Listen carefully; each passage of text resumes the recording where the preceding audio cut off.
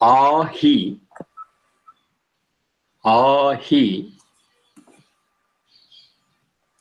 rohemam amritam, rohemam amritam, sukham ratham, rohemam amritam, sukham ratham. Atharva 816. 816. Ahi rohemam amritam, sukham ratham.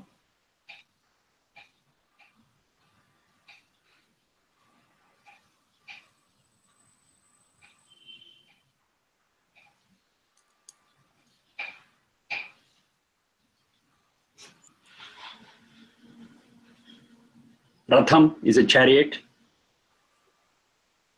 Sukham ratham, a happy chariot. Amrutam sukham ratham.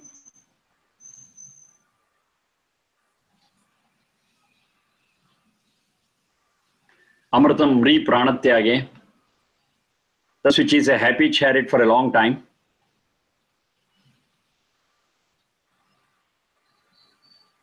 He definitely, Arohema, we shall embark. We shall embark on a happy chariot. Definitely, which will serve us for a long time. Direct meaning. Rohema amrutam. Rohem amrutam. Rohema amrutam. Rohemam amrutam. Rohemam allala. Rohemam amrutam.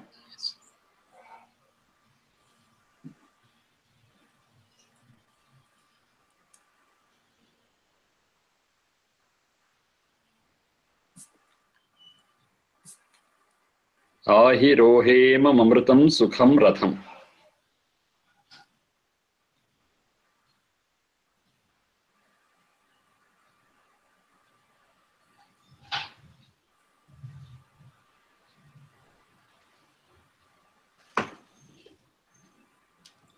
It's very simple. When we go deep into it, the meaning on the surface I told you. The soul has got its own limitation. Jivatma, Satchit, has got its own limitation. That is, it cannot function without a tool, without a need. It is not a Sarva Shakta. Sarva Shakta is one which is capable of doing things completely on its own. It doesn't depend upon anything, any tool, any sadhana. That is Satchidananda, that is Sarva Shakta. Sarva Shakta is one which is capable of doing things all by itself. Satchit doesn't have that capacity. It needs so many tools and other things for its functioning. Jivatma cannot see without eyes, cannot listen without ears, cannot taste without tongue, cannot do anything without Sharira Indriya Manas. So it has to stay in a Sharira Indriya Manas and do its function. Now that Sharira Indriya Manas here is referred to as a chariot. That's a chariot. Unless the chariot is there, Atma cannot move. It becomes dormant, inactive. But for it to function, if it is on the Sharira Indriya Manas, things are fine. So Sharira Indriya Manas is called as a Ratha. Ramhater Gati Karmanaha. That's how Nirukta says. Ramhatehe Gati Karmanaha. That which moves is called a Ratha. It stands in one place, it's not a Ratha. A Ratha is something which is on the move. And the chariot also is the same thing. Chariot is meant for moving, and as long as it's moving, it's a chariot. If it's a stone chariot, as we have seen in Hampi, in India, there's no chariot because it doesn't move. It's fixed. Okay, we call it as chariot because it resembles a chariot, but in the real sense, it's not a chariot at all because it doesn't move. Brahmater gati karmanaha. The one which moves is a chariot, a vehicle.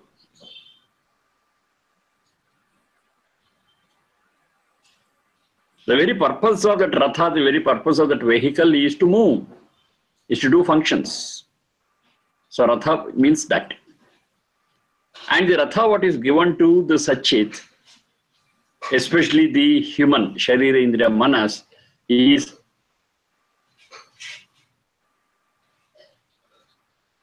Sukham, is a happy one, is a one which is capable of assisting the Jivatma in all its functions. The only thing is to exploit its capacity. Many times we don't do it. We just use it for satisfying our baser wants. But that's not the purpose of this Ratham. Of course, for sustenance it needs something, that's excellent. But beyond that,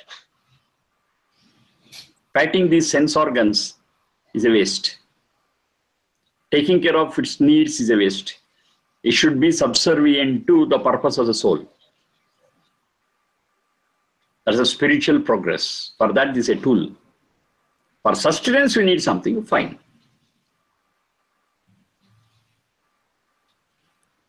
If you go on appeasing the wants of these sense organs, the spiritual progress will not happen. So it is not Sukham, that becomes Dukkham. Sukham Ratham means the one which is used for the benefit of the progress of the soul. That's a Sukham Ratham.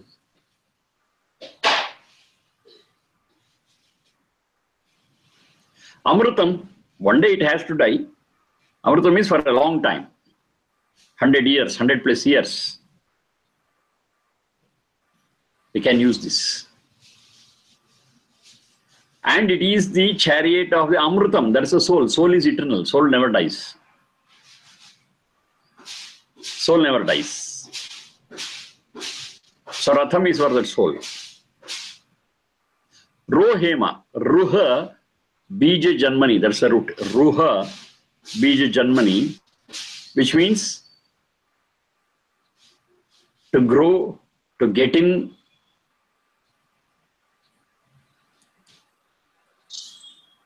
to take under control.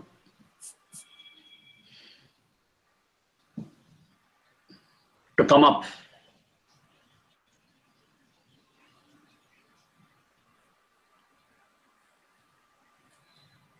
Or Ruhema.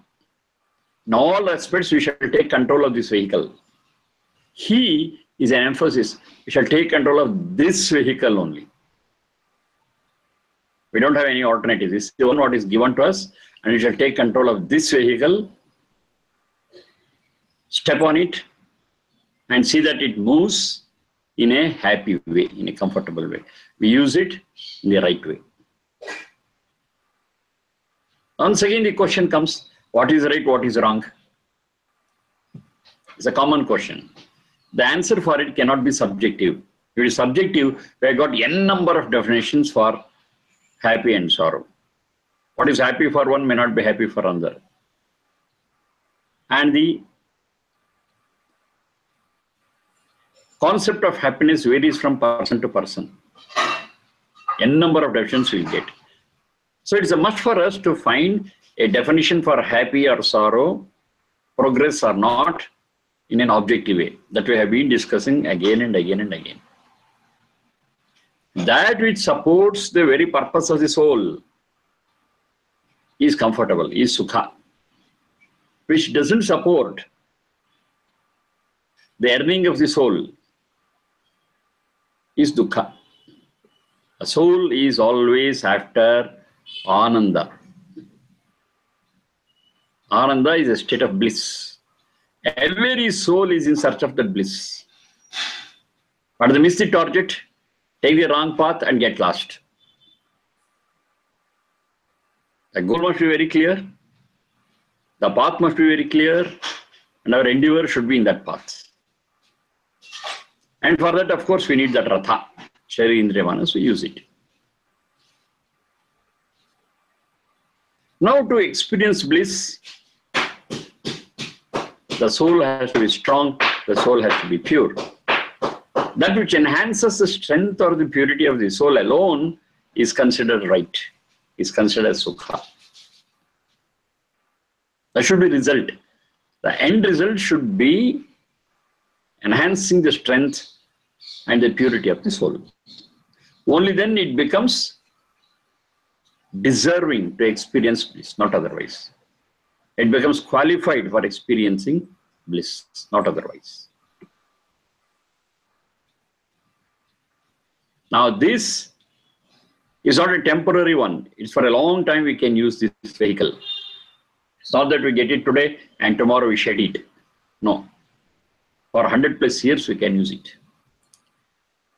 If we use it diligently, it will be still more. It depends upon how we use it. No abuse, no misuse.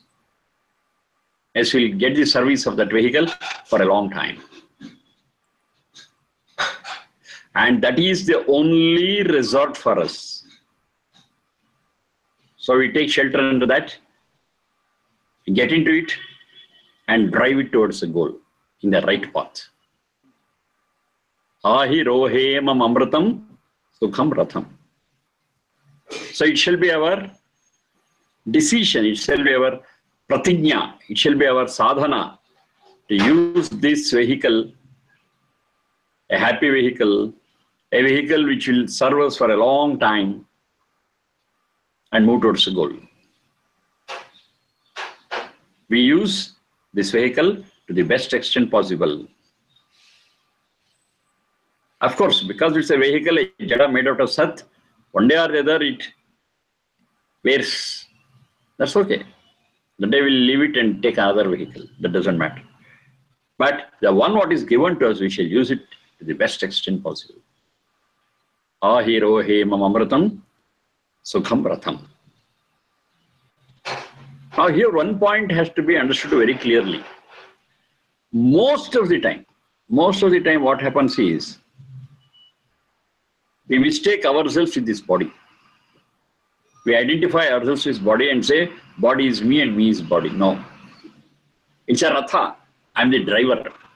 I'm the charioteer. There's a lot of difference between the chariot and the charioteer. We are all charioteers, not chariots. When we understand this reality, that the Sharira Indriya Manas is a chariot and I'm a charioteer, yes, we'll try to control the chariot and use it to reach the goal. If I miss this point, I just sleep in the chariot and the chariot goes hither and thither and we lose the path, the goal, everything. Elsewhere, there is another comparison. Chariot is okay. The chariot has got 5 horses to draw it, the sense organs. And Manas is the rein. The Manas controls the horses. And the reins are in the hands of the charioteer.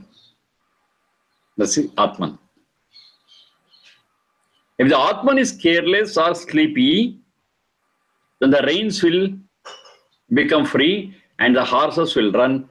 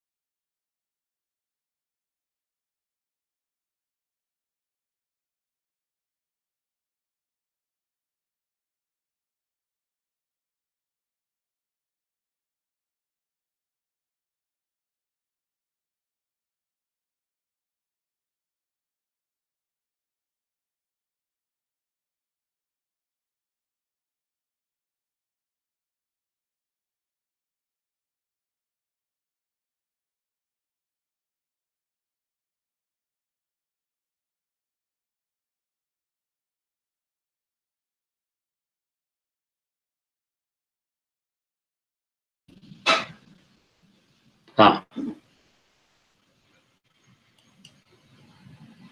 Suddenly some problem was there with the laptop. It suddenly got shut down. So the relationship between the charioteer and the chariot should be understood very clearly.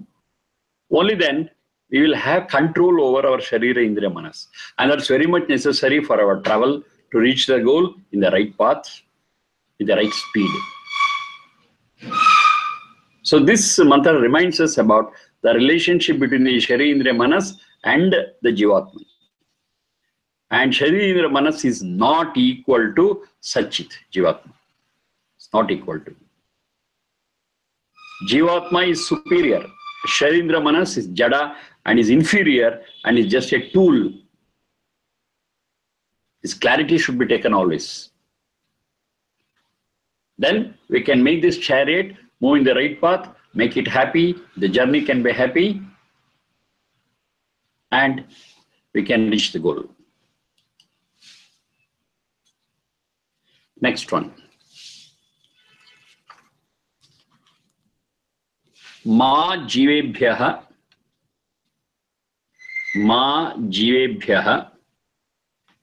pramadaha. Ma jivebhyaha pramadaha. 817 Atharva.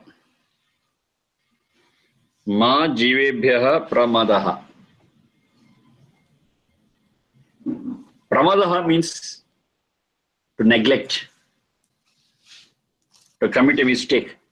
Pramada we are familiar with. So the same thing. Pramadaha, pramadaha, pramadaha. Jivebhyaha, life around you. Ma, don't neglect, don't insult, don't harm life around you. It includes, of course, the creatures and also trees and plants. But the life in the creatures and the life in the plants are different, but still it's life. Abhimani Jiva and Anushayi Jiva.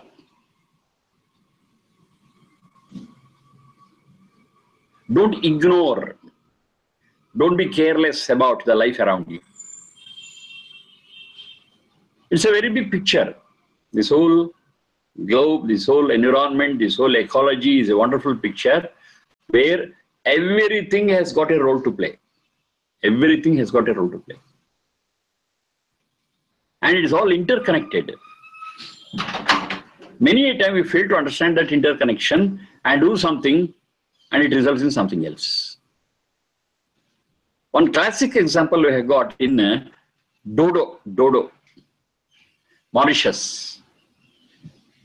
There is a bird called dodo. Now it's extinct, it's not there. Now that dodo is not a flying bird, it just hops. That was its limitation. It doesn't have flight. It hops and hops. So it is easy for the people who went to Mauritius, discovered Mauritius, to catch hold of this dodo and eat it.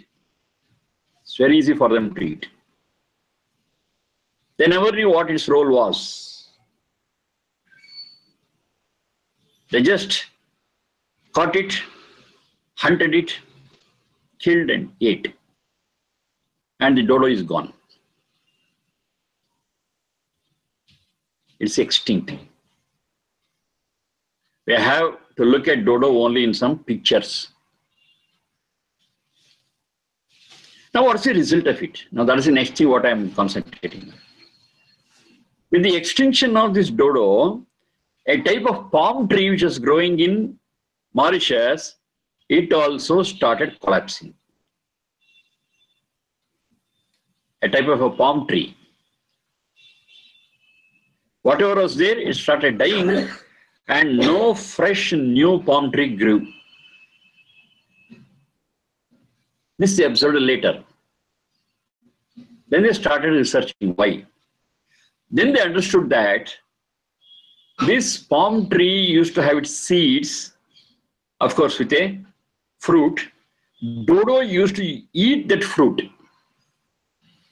and it used to digest the pulp part of it, and the seed part, it used to come out as a fecal matter. Now that seed was actually cultured in the stomach of the dodo. Seed culturing, they call it. There's a seed which is to be cultured and then sown. It will grow, it will sprout. Now the culturing for this palm seed had to be in the stomach of the dodo, and there is no other alternative. Now because dodos are gone, the seeds of this palm could not be cultured and it never grew. See, where is that palm? Where is that seed? Where is dodo? We fail to understand. We fail to understand. It's very intricate. It's very complex. The relationship between lives in a big picture, not in a narrow perspective. It's a very broad picture, and everything has got its own role to play.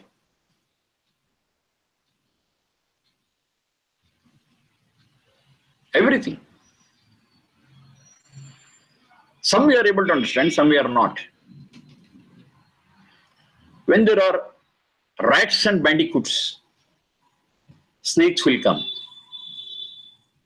because that is their food. Where snakes are there, we come across so many birds which prey on snakes. Maybe like a peacock, for example. A peacock preys on snakes. It eats them. It's a chain. It's a chain. This chain we are able to understand. When we are able to understand this chain, we should not disturb the chain. Because peacocks are there, and of course, along with the snakes, they also eat our grains too. So if we go on killing peacocks, maybe for the feathers too, the population of snakes in that area will increase a lot. Again, it is dangerous for us. But when we understand this interrelationship, this coordination, this complex and intricate relationship between creatures, then life will be wonderful. We expand cities. We encroach forests. What should the animals in the forest do? They no other go than running into the habitats, human habitats. It's happening. The villages and towns closer to a forest are always troubled by the wild animals. Maybe a cheetah, maybe a lion, maybe a tiger, maybe an elephant. And no other go. Because we are encroaching upon their habitat. That's a problem. Like that, there are many intricate relationships. We speak of Parthenium. Parthenium is considered as a weed. You heard about it, Parthenium? A weed. It's a weed. So it considered as a weed and want to eliminate it. We consider it as a weed because it's of no use for us. But if we go deep and understand the intricacies, things are different. Even the Parthenium is green in color. There's got chlorophyll in it. So anything with chlorophyll is a contributor of oxygen to the environment. How can it be weed? Number one. Number two, the nature has got its own system. Parthenium will grow only in a place where the land is not put to use. If the land is continuously put to use by farming or trees, Parthenium will not grow there. To safeguard the land which is not tilled, to safeguard the land which is barren, yes, nature has a technique of growing something. And of course, even that something is a contributor to the oxygen of the world. For us, it's a weed.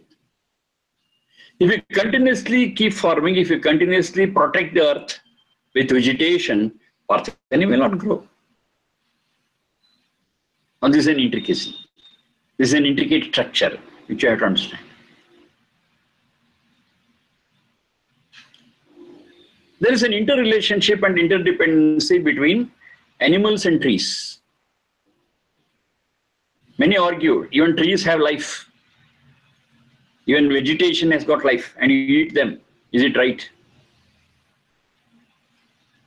On the face of it, it appears wrong. But when you understand the intricacies, the whole issue is different.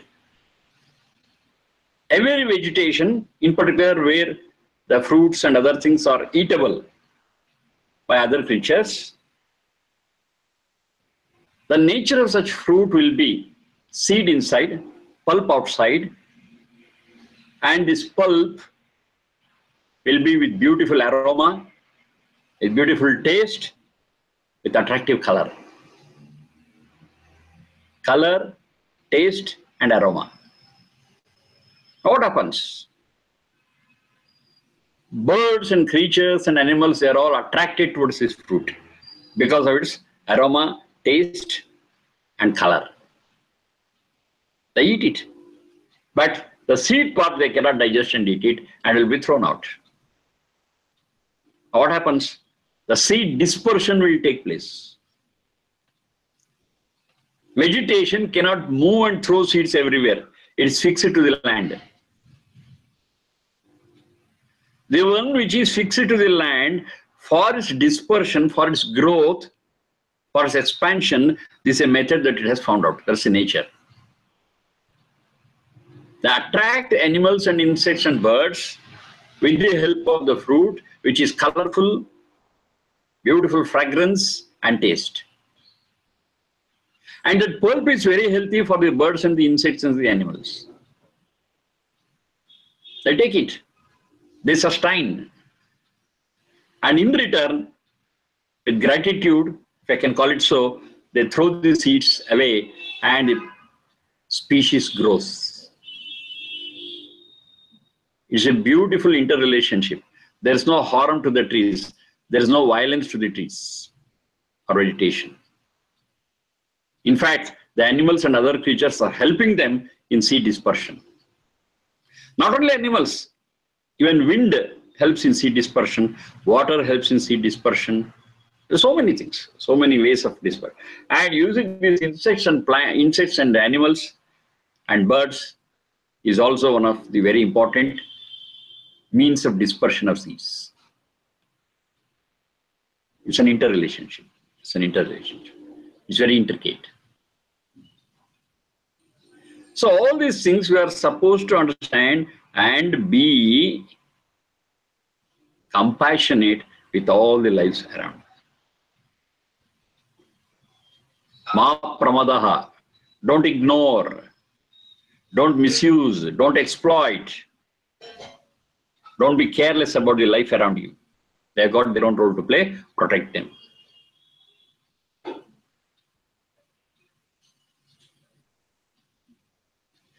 If you are going to protect them, yes, the world will be fine. It is coexistence. It's fellowship.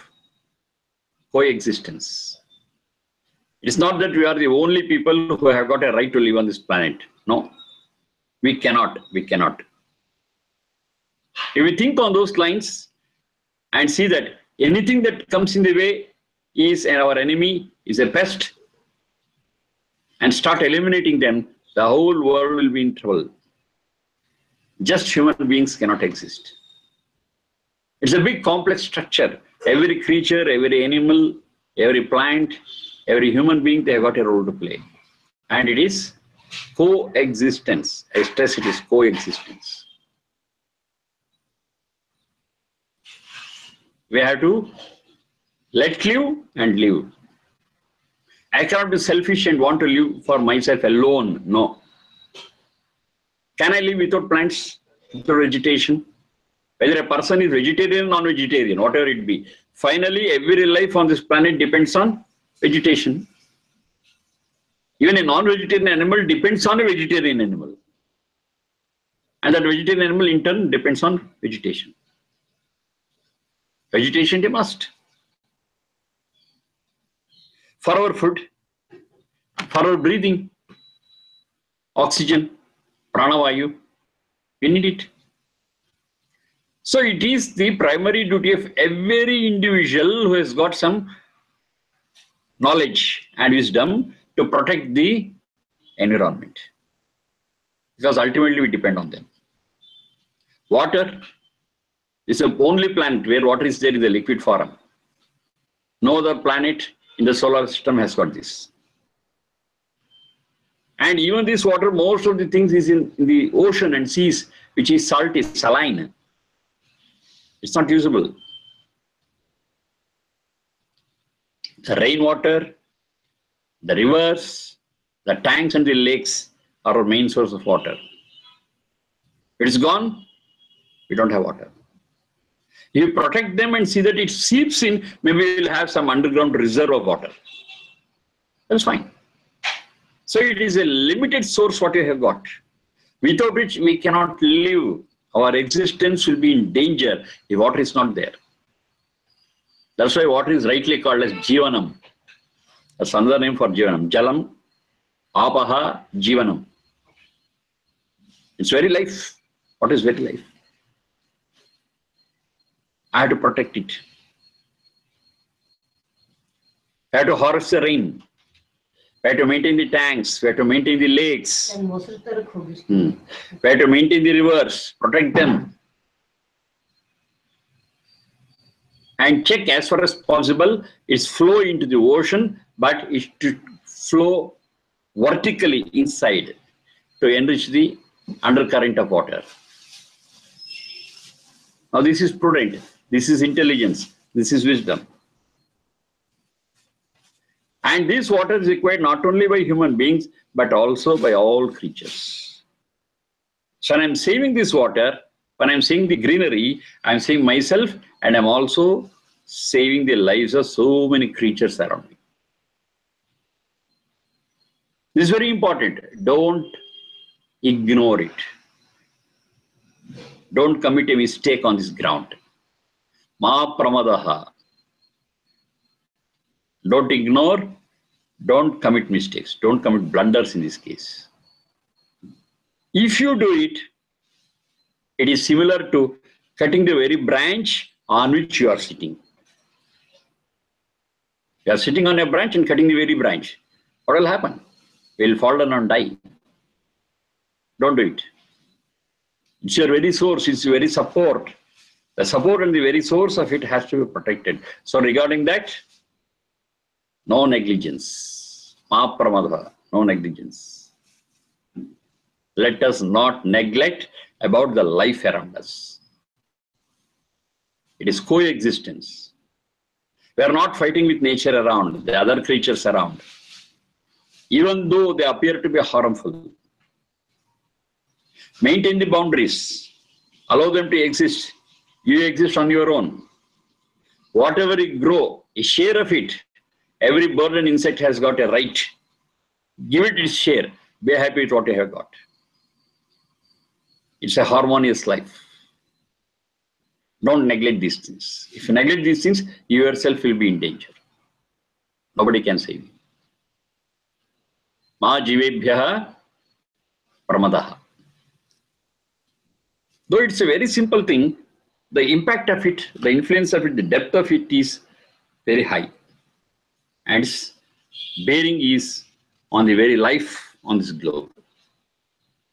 Ma jivebhyaha pramadaha.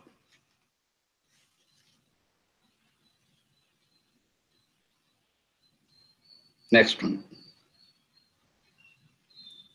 Achhidyamana. Achhidyamana. Cha and Mahaprana cha. Achhidyamana. Alpa prana to Mahaprana. Achhidyamana. Jaradashti rastute. Jaradashti rastute. Atharva 8-1. In conjunction with another one. Draghiya ayuhu. Draghiya ayuhu. Prataram te dadhami. Draghiya ayuhu. Prataram te dadhami 822. Atharva 822.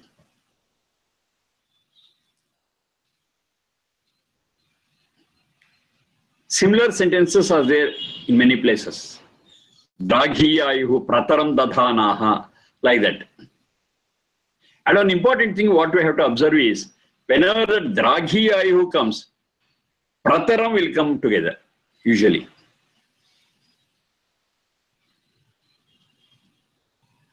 Now, what is this Draghiyayu? It should live for a long time. Dirgha. Dirgha ayas. That is Dirghayu. Prataram dadhanaha. Now, this longevity, this living for a long period, is not just breathing and living and eating and sleeping. No. Prataram dadhanaha. We should lead that life in the right manner. That's Prataram. Lead this long life in the right way. It's not just living. Just living is of no use. It's mechanical and animal-like, based on instincts. But a human life, however long it is, it should be with purpose.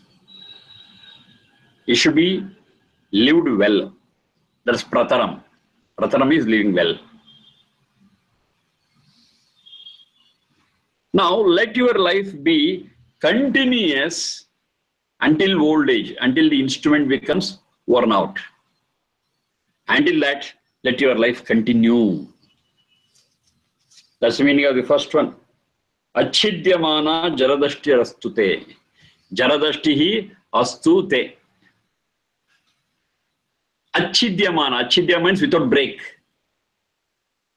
It's a continuous process. Living is a continuous process without break.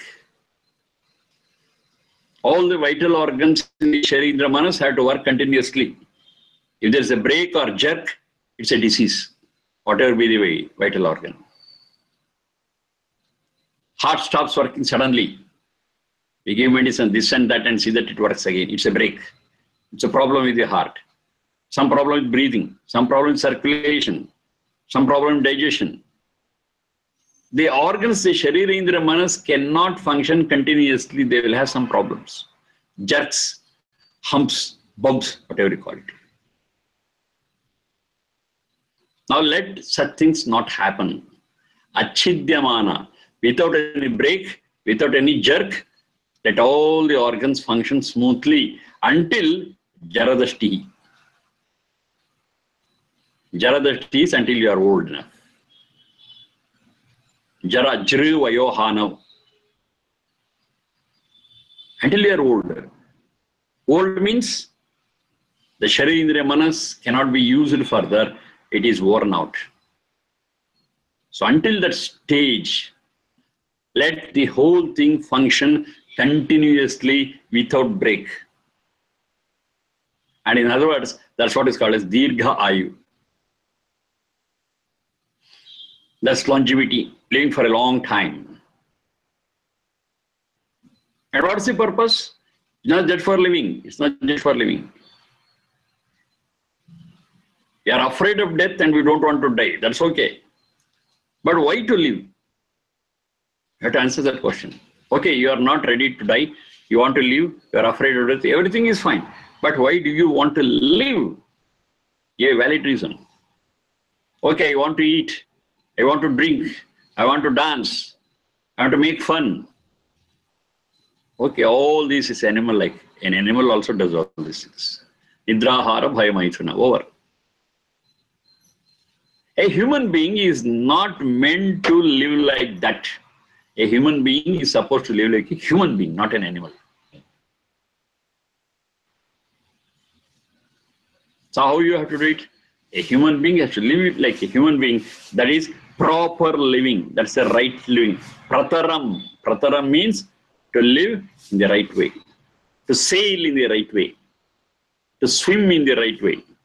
To wade in the right way. Pra is right. Through Tarana Samplavana Yoho. To pass on this life. To move in this life.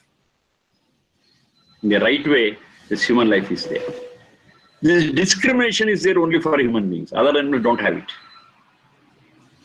And let that support your life. Now, what is good? Once again, back to the same objective definition.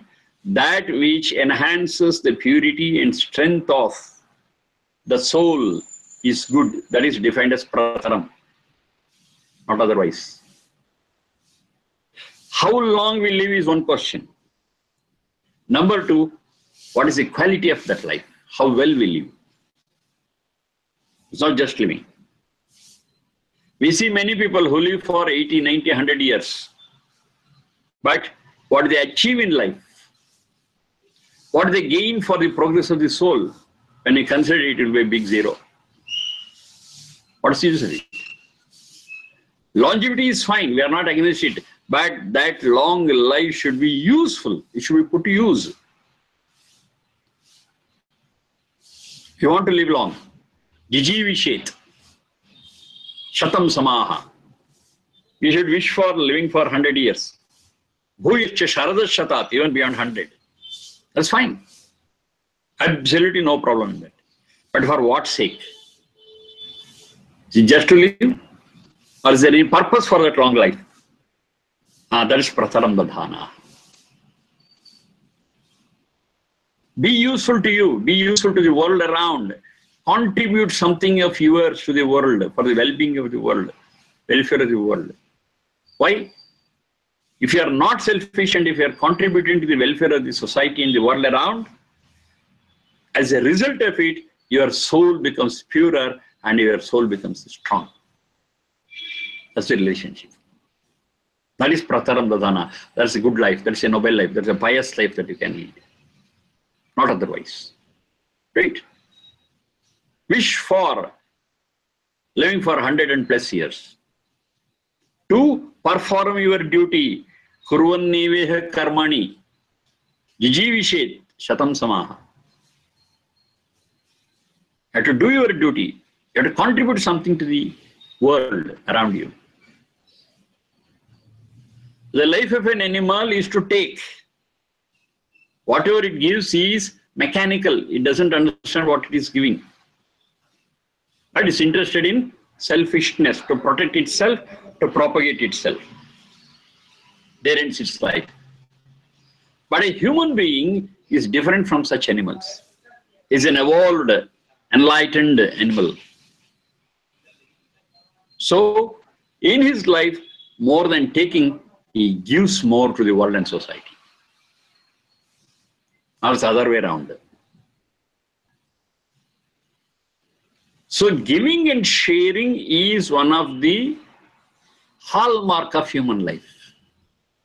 Is one of the important feature of human life, phenomena of human life. It's not done. We are human beings by form and not by nature and quality. Give, share.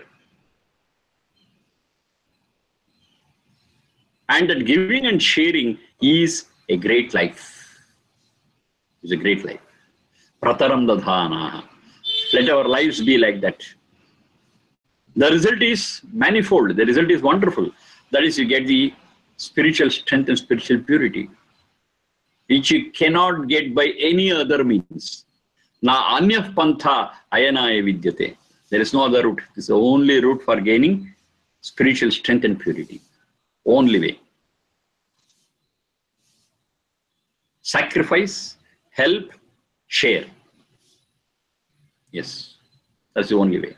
Do something good for the people around you, the creatures around you, the society around you, the environment around you. You gain, you are not losing anything. You gain something which you cannot get in any other way. You cannot buy it. Only by leading a life of a human being, yes, you can gain the strength and purity of the soul. And there's a prerequisite for experiencing bliss. And that's our goal. That's our search. We're all searching for that goal only. We're all searching for that bliss only, ananda only. It's a right royal path. Live long and let your life be useful to self and others around. Then you are leading a human life. And more number of days we get to live, more good. So wish for living for 100 and plus years. Don't be in a hurry to die. Anyhow, we are dying. That's a different issue. Why invite it?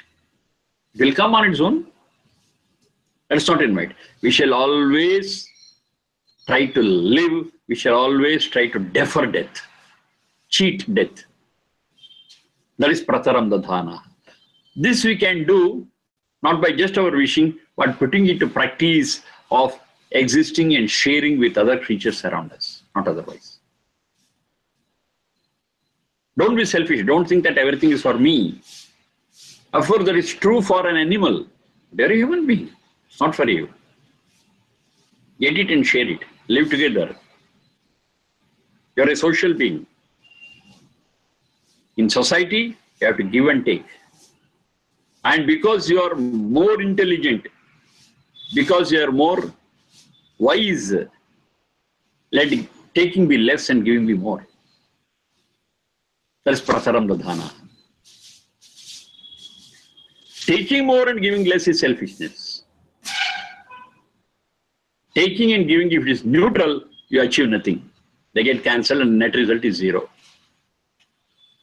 Give more, take less. Some balance will be there, and that balance helps your spiritual strength and spiritual purity. Take less, give more. This is a right royal path for making ourselves deserving for the experience of bliss. And let it happen without a break. Achhidyamana. Achhidyamana. Let this happen continuously. As long as I'm awake. As long as I'm awake, consciously, deliberately, diligently, I do all these things. Take less, give more. Share. Wipe out the tears of fellow beings. Allow the other living beings to exist, to get and propagate. Live and let live. All these we are familiar with. These words and sentences are not new to us. You know all these things. But how to implement it is the thing. Experiment it, implement it. It's not for just information's sake. It is for practice sake. Let us adopt it and do it. Then only we will be able to get that strength and purity of the soul. Not otherwise. We have to do it practically. We have to live such a life practically. Draghiyayu prataram te dadhami. I'll give you a life which you can lead well. I'll give you. Do it. There's an assurance given by Sachidananda. Provided we open up. We also accept it and start doing it. All the strength what is required to do it will come. A broad mind and vision will come to us. We can become noble human beings. One thing we have to understand, every sentence and every word is so noble and so sublime, and it just touches our heart and souls. There is no scope for narrow-mindedness, narrow thinking. It's always a broad vision, where we are there as well as the whole world is along with us. We understand very clearly that we are part of this universe and world. This vision, this broad perspective, you will get only in the Vedas and nowhere else. That's a unique feature of the Vedas. Only there you get it. We have heard many things. We have studied so many quotations of Veda. Have you at any one point found something which is narrow, something which is for one specific species or nation or gender or caste or race? No. It's wide, it's wide. Everything is directed towards all human beings everywhere. And it holds good always. That's another beautiful thing. It is not changing according to time. Time changes everything. We change. We are not like this when we were born. Time has ripened us. We are totally different now. And maybe in another 10 years, we will be something else.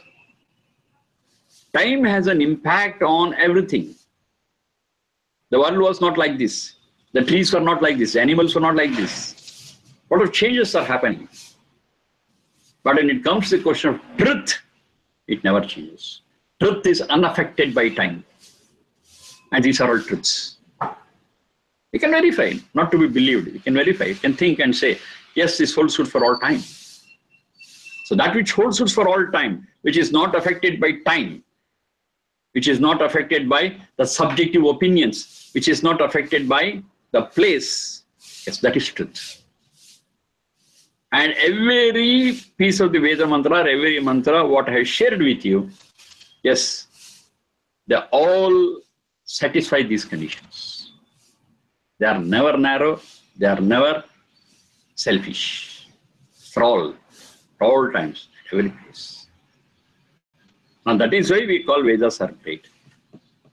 Not that just it is in some language, it is that we worship God using all those things for rituals and rites we need. No, no, no, no.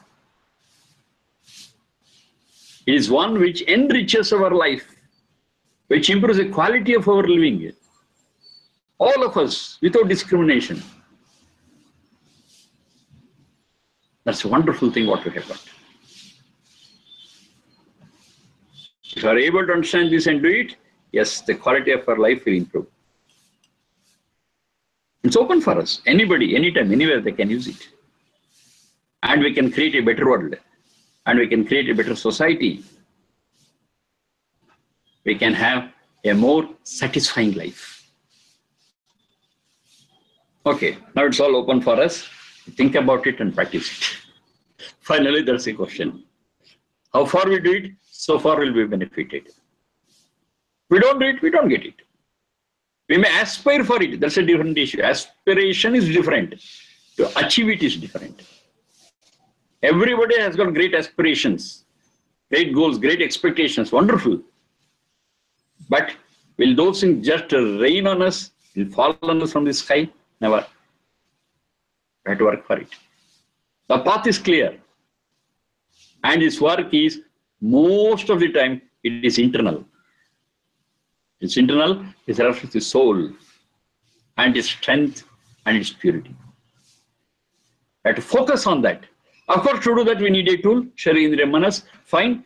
And the Sharirindriya Manas needs something for its sustenance and working. Excellent, give it. Give its due, use it as a tool, and progress spiritually. This is a formula what Vedas say, and it's open for all.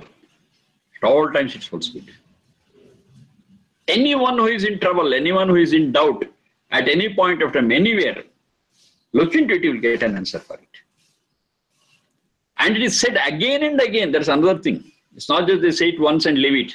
No, we have got several mantras which are complementary to one another. The same concept is explained in a different way.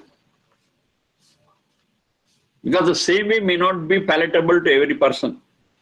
They may not be able to understand. So the same thing is said in different ways. One of them, yes, will catch that person. The person will be able to appreciate one of them. That's excellent. It is stressed, it's emphasized, and it's told again and again. Manana. Manana is to repeat. Manana is to recapitulate again and again. Yes. Only when you do this manana, yes, it protects us. Mananat trayata iti mantraha. That's the very meaning of the word mantra. It's not to be heard once. It's not to be read once and forget about it. No. It is something we have to hammer it again and again and again. Then only it will be firm in our hearts and souls. Okay, thank you for the day. Okay.